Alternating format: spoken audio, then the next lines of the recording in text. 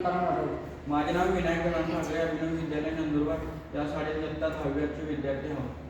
समस्या वायू प्रदूषण उद्देश वाहने आणि कारखान्यांतून बाहेर निघणाऱ्या